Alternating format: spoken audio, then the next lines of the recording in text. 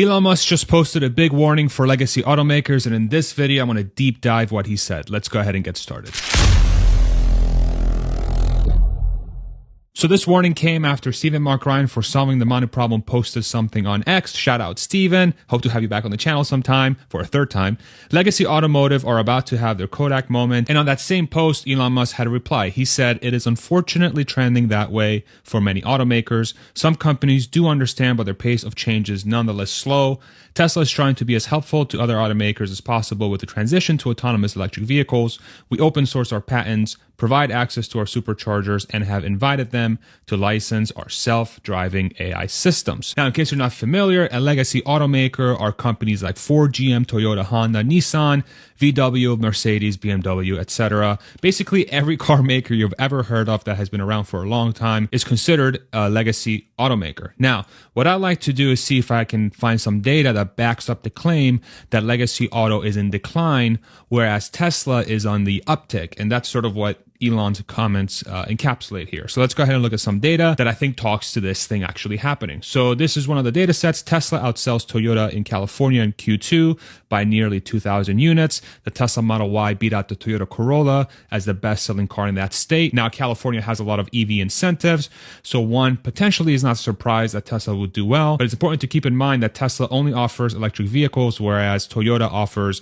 gas cars, which right now have the majority of the market share from a fleet perspective from total cars. But Tesla, even with a much more expensive car, sometimes double of what a Corolla usually costs, they reach number one in California, which is the largest car market in the United States. Now, the second data set we can look at is new EV registrations January through June and share of the US EV market. This is from Experian. As you can see up here, Tesla is number one with 329,000 new registrations through the first half of the year with a 60% market share, and then everybody else is far behind. So much so that if you tally up all the American automakers that sell in America, Tesla sells 6 times more than all American automakers combined. Another way of looking at it is if you look at the United States first half 2023 sales, Tesla versus legacy auto EVs, so your Toyota, Honda, GM, Ford EVs, Tesla has about 63% of those sales, whereas legacy auto, so all those automakers combined, not just American, but all legacy automakers combined, make up 36% of the total sales. Another way of saying this is that Tesla has 2 times the sales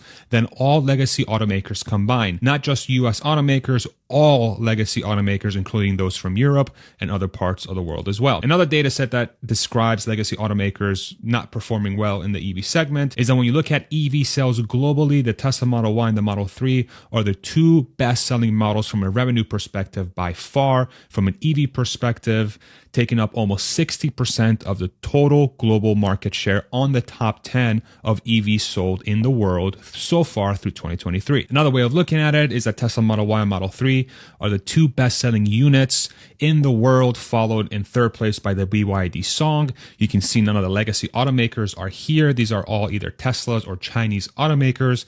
But a different way of looking at this data is that the 2 best-selling EVs globally are the most expensive in the top 10, which is why they have so much revenue in that category. And this one's really interesting to think about. Usually you would think that a car that does really well is usually very affordable, but in this case, the 2 most expensive cars in that top 10 list are also the best performing. And again, it's important to reiterate that legacy automakers are nowhere to be seen in that top 10 EV list. Another data set we can look at, Tesla Model Y is the first EV to become the world's best-selling car.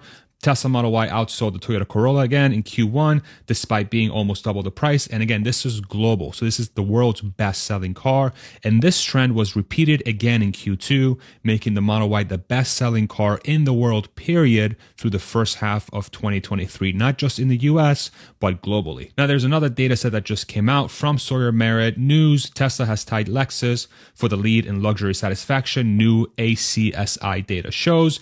In case you're not familiar, the ACSI is the American Consumer Satisfaction Index, and this index measures the satisfaction of U.S. household consumers with the quality of products and services offered by both foreign and domestic firms. Basically, an independent firm out there that tries to rank how happy people are with their things that they're purchasing, and Tesla matches Lexus, which is very well known to have some of the highest quality and reliability out there in the auto segment. Lexus is owned by Toyota, and it should be no surprise to anybody that Toyota is loved by many, many people. And after looking at all that data, it's very important to keep in mind that Tesla has achieved all these feats with only 4 models. The Model S, which is an expensive luxury sedan, the Model X, which is an expensive luxury SUV, the Model 3, which is a more affordable mid-sized luxury car, and the Model Y, which is a mid-sized luxury SUV. What that also means is that Tesla doesn't have a pickup truck or an affordable compact because they only have those 4 models. The pickup truck market is huge, obviously, in the States. It's also really big in South America and also parts of Australia. And that compact segment is also huge in Europe, the States as well, South America, Asia, really the entire world is always looking for an affordable vehicle. Now, there's 2 key takeaways here from all this data is that Tesla is beating legacy automakers in many metrics versus gas cars. Best-selling car in the world versus a Toyota, best-selling car in California, same satisfaction scores as a Lexus, which makes it better than many other luxury brands like Mercedes and BMW. But the bigger overarching theme here is that Tesla is absolutely dominating legacy auto in electric vehicles. 6 times more sales than American automakers combined, 2 times more sales than the entire legacy industry combined. These are giant numbers when it comes to the EV segment. And it's important to keep in mind that Tesla has been at it for over 10 years. And in those 10 years, legacy automakers are still nowhere close to catching up to Tesla. Now, the reason why this is important is that there's a clear trend as to what's happening in the next few years. If we look at Norway new car sales, their total auto segment, you can see that electric cars are almost 80% of all total new cars sold in the country versus 21% petrol.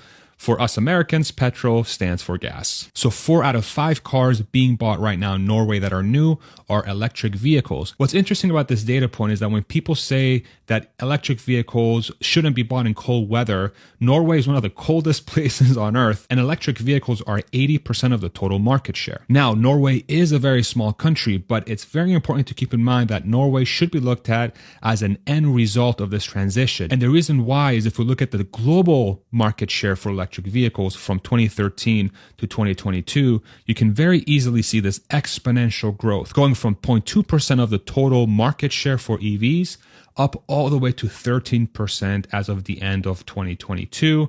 And this, of course, is an exponential growth that will continue as the decade goes on. And so within this context, it's very important to look at Norway as a canary in the coal mine. This is a warning sign out there for legacy automakers that say, hey, this is coming. And in a world where 80 to 100% of sales are EVs, legacy is in huge trouble after 10 years of the Model S first coming out. After 20 plus years of the original EV1 coming out from GM, and they're still so far behind from where they need to be from a sales perspective in electric vehicles. But there's another word that Elon Musk had in his post that I think it's very interesting to analyze a little bit. When he was saying Tesla is trying to be as helpful to other automakers as possible with the transition to electric vehicles, there was a very important word in here, and that word is autonomous. Now, Tesla has a beta trial for full self-driving capability that runs at $15,000 up front, or it's I think $200 a month to essentially drive itself, but the driver is fully responsible for the vehicle and they always have to be paying attention. But the important distinction here is that Tesla has included the hardware necessary, they say, for Tesla to achieve autonomous driving once they update the software. And so if we're seeing these trends for electric vehicles already, then it's safe to assume that if Tesla were to win the electric vehicle race, which looks like they are, I think it's becoming quite clear that they are, they're also in tandem playing the autonomous game. And if they end up winning the EV game, then they'll also end up winning the autonomous game. Think about it this way. If the biggest automaker in the world is Tesla, let's say 10 to 15 years from now, selling all those EVs, and all those EVs have autonomous capability, and nobody else has autonomous capability, why would anybody buy a car that can't drive itself when one of the competitors can? Imagine sitting in your car. It can take you to the movies. It can take you to the bar and back. You don't have to worry about getting a designated driver. You can take a nap going from home to work in your hour-and-a-half commute. You don't have to deal with bumper-to-bumper traffic. everything is taken care of for you. Imagine that world where one automaker has that and nobody else does. It seems unlikely that people will not buy Teslas under that scenario. If anything, I would think most people will want to buy a Tesla. And within that framework, legacy automakers are not well positioned to survive. They're super behind on the electric vehicle front, not just against Tesla, but all the Chinese automakers as well.